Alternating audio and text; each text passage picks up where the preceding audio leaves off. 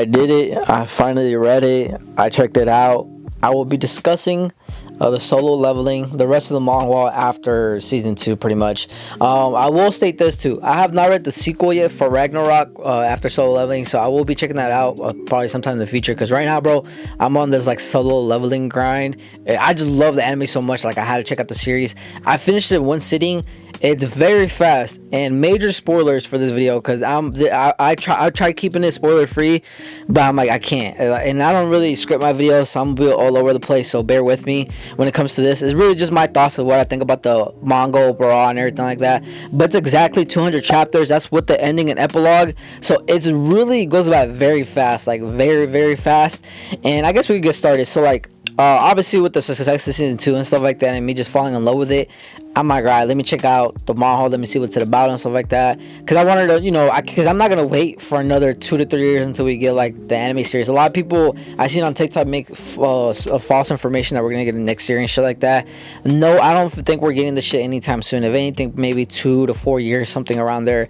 The animators need a break and stuff like that, and the director I heard has worked on a different project or whatever, so they could take their time as much as we need, because bro, season 3, season 4, and hopefully they can make that final fight between Jinwoo and the Antares a movie. Oh my god, it would be so sick. Plus with the epilogue and ending, oh my god. Now don't get me wrong, I did enjoy reading the rest of it. I had a blast. Like I say, I finished it in one sitting, so obviously that says something, but there was a lot of things that I wish we had more of. But I guess we can start off with the good things, and then I'll leave with some of the things that it kind of left a little distaste in my mouth towards the very end. But first thing I really want to talk about, bro, I cannot wait for season 3, because we're gonna get pretty much Jinwoo versus the system, pretty much like what got him in there in the first place. The architect or whatever. Listen, bro, finding out that like Jinwoo was basically chosen by Monarch and stuff like that, the Shadow of Darkness, I guess you could say. I thought that whole entire little twist was really cool and stuff like that, and Jinwoo defeating the system and whatnot, and then Ashbourne pretty much was the original Monarch and stuff like that, and he pretty much betrays the system because he believed in Jinwoo and stuff like that. I just think that shit's gonna hit so hard to where Jinwoo started to where he's at right now. Another fight that I'm really looking forward to, and I really glad that I enjoyed when I read it, is when Jinwoo walked the fuck out of Dong-soo, I believe that's his name, because he kidnapped one of Jinwoo's best friends or whatever, and I think his name is Jinho, and bro, he absolutely just dog walked him, and that to me was a really satisfying beatdown. I hope the anime extends that just a little bit. I know it was really quick and easy because his whole entire deal was to get Thomas in there, and bro, Thomas, oh my god, I'm glad that he was one of the few national hunters that we actually got to have enough screen time, and pretty much he's like, okay, this guy's a threat, what I'm saying. I can see why he's a national hunter. Now that guy, bro, was so strong until obviously Jinwoo beat him and stuff like that, but bro, that guy was literally putting up a decent fight. And also too, I never read the light novel, so I don't know how much they excluded out of the with the manhwa, whatever the case is. I just read the manhwa, not the light novel. I know the light novel has more like in depth and stuff like that, but I have not read that, just only talking about the manhwa. But bro, reading that fight was amazing. I really do feel for the animators, because bro, there's some sick ass panels that you see of Jinwoo's army and stuff like that against Thomas's army going at it, and I'm like, oh my god, that's tough. But just seeing like his the power up that Thomas gets and stuff like that, but overall though, he cannot defeat Jinwoo. I thought was amazing. One thing too that I guess we can start with one of my little disappointments is that y'all remember season 2, y'all see that Chinese hunter, I'm not even gonna pronounce his name because I know I'm gonna fuck that up, but he's a national hunter, so he's really strong and stuff like that, and he seemed like he had a lot of aura in the anime. Bro, I'm so disappointed he was underutilized in the final war, and you really don't get to see much of him. The only thing you really get to see is just a little bit of action, but like everything he does is pretty much off screen, so I thought that was a little underutilized. And that's one thing too that I'm kind of sad about in terms of characters and stuff like that. Like, I get it that Jim was like the main MC and shit like that, which I have no problem, but I did wish that certain side characters got a little bit more shine and stuff like that, because you really don't, there's not really much background to them or anything like that. Like, you don't really get to find out, like, you know, a lot of their backgrounds or anything like that. They're pretty much just hunters and they're strong, that's it.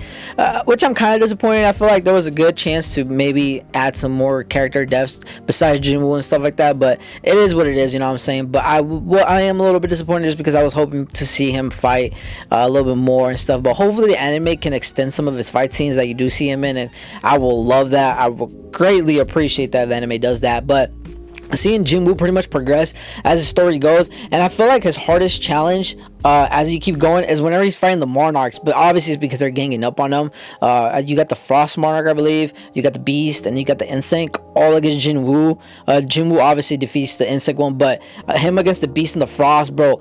And then seeing him die, seeing him die, I was so shocked. I'm like, oh my god, what? And so I had to continue reading and stuff like that, and he's pretty much reborn. Like, he pretty much becomes like really, really strong at that point and stuff like that. But that whole entire fight, I cannot wait till the anime gets to that point, because oh my, I already know the cliffhangers that they're gonna leave off and stuff like that. But that fight to me was probably my second favorite fight in the solo leveling manga, if I'm being honest, just because of like the shock value of me seeing Jinwoo actually die.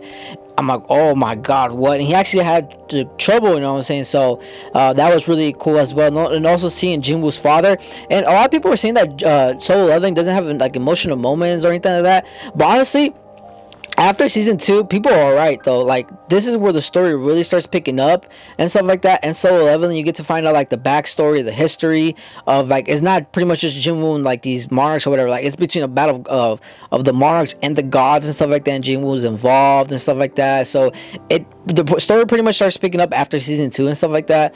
And one thing too that I've heard people complain is that, like, it doesn't have enough development moments like with certain characters. But when you read the manhwa, for example, one of the most emotional moments for me is when Jinwoo gets to talk to his father one more time and stuff like that. To me, that moment was really significant, because you could tell that Jinwoo overall as a character, he's a down-to-earth character. He cares for these people and stuff like that, and you can tell he value and appreciates his family a lot. Always tries to put them in safety, always tries to put them in the best position he can as possible. So whenever he saw his dad and stuff like that, he asked him, did you miss me, or did you ever think about us and stuff like that? And his dad obviously felt some type of way and cried. Like, to me, that was emotional, and I cannot wait till the anime gets to that and see how they're going to handle that.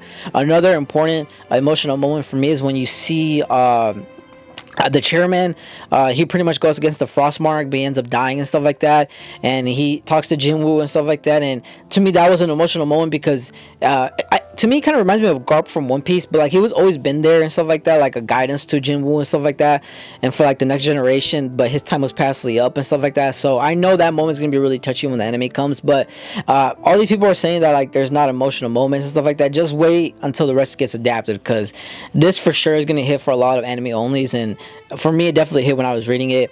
And then as you continue going on with the story and stuff like that, Jinwoo builds more shadows. Oh, bro, that's one thing too that I really did not was not expecting.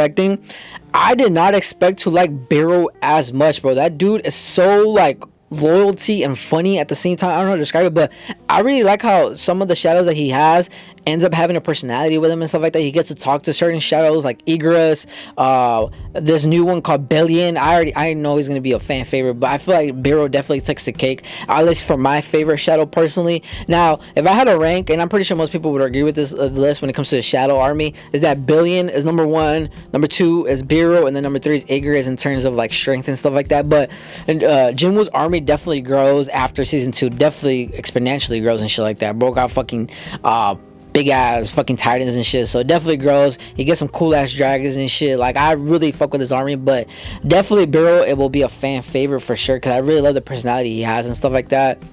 And pretty much the final boss was Antares, and oh my god, bro, I kid y'all not, man, this fight has to be movie. It has to. If they make it into a final season, and I wouldn't mind either, but it has to be movie, bro. Like, I don't know why with me, bro, I'm just a sucker when it comes to dragons, and especially if the antagonist is pretty much like a destruction type, and one of his things is like turning into a dragon or just summoning hella dragons.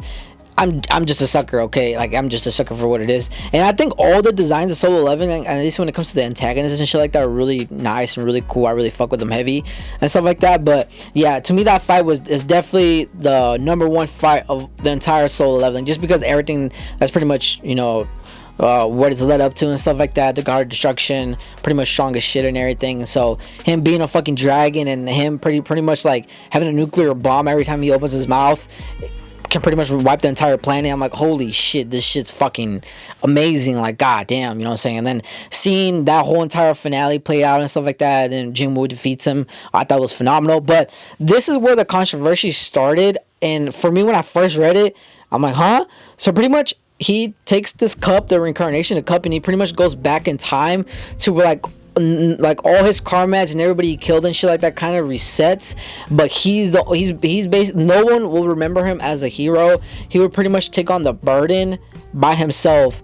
And see, at first when I read it, I was a little bit confused, but then after reading the second time, like in terms of that little scenario, I honestly didn't really mind it. I know some people did not like it because it destroys the entire character development of you had with, like, within like the chairman, his father, and everything. They all come back to life. Even the Jinwoo's and like antagonists and stuff like that he killed off, like they all end up coming back in like this new alternative world. But like the thing is though, when he goes back in time, he's actually fighting the monarchs for 27 years. So when he returns to the actual real world, there's only 2 years, and he's pretty much immortal at this point. And well, if I remember correctly, he was immortal or not, but I know he can change his body and stuff like that to pretty much like look young and stuff like that, but he's not, if I remember correctly. But moral of the story is that towards the very end, he asked to take the cup, and he pretty much goes back in time and resets everything. So like no one really dies and stuff. It's like a whole different alternative universe and shit like that, if you want to put it that way. But he's the one fighting all the monarchs by himself with his army for the past 27 years. So when he comes back to Earth, no one really remembers him besides like I think maybe a couple people, but like even then it's not really confirmed. Like they have to talk to him and ask him and stuff like that. But he looks like a kid again and stuff like that, and he becomes a detective. And I'm not gonna lie, if it wasn't for the epilogue, I probably would have not liked the ending as much, if I'm being quite honest with you. Because don't get me wrong, I wasn't necessarily mad with the ending, but I do kind of agree with certain people saying that like this kind of defeats of all like the relationships Jinwoo had and all the characters and stuff like that, if they are reset. But I do understand though, because I feel like this fits Jinwoo's character's, like his character perfect. Like he always cared about people and stuff like that. He never wanted the people, he cared about her and stuff like that. So I guess it makes sense. But for like the antagonist to come back and kind of be reborn and shit like that, I'm like, so I can see why some people didn't like the ending. But the epilogue for me though definitely made a lot for it and stuff like that. He ends up actually falling in love with Chai Hing, I believe that's her name. They end up having a kid. Like the whole entire epilogue stuff was really cute. I fuck with it. I like how like he's pretty much a detective now, and honestly he's pretty much like a god at this point, if I'm being honest. Like you don't really need him because like, you know what I'm saying, like he's just so strong at this point and stuff like that. But the epilogue for me was really cool because you get to see Iron, how he was pretty much as a human being and stuff like that. And there were just so many funny moments in the epilogue that I enjoyed, and seeing Bureau's reaction to Jinwoo's son and stuff like that, calling him little king and stuff. And the little one pretty much admires the Ant King and the Shadow Army and stuff. He has a relationship with them, and like that whole entire epilogue stuff is really cool. Like I said, I have not read Ragnarok, but I'm pretty sure Ragnarok probably gonna have to do something with his son, I believe.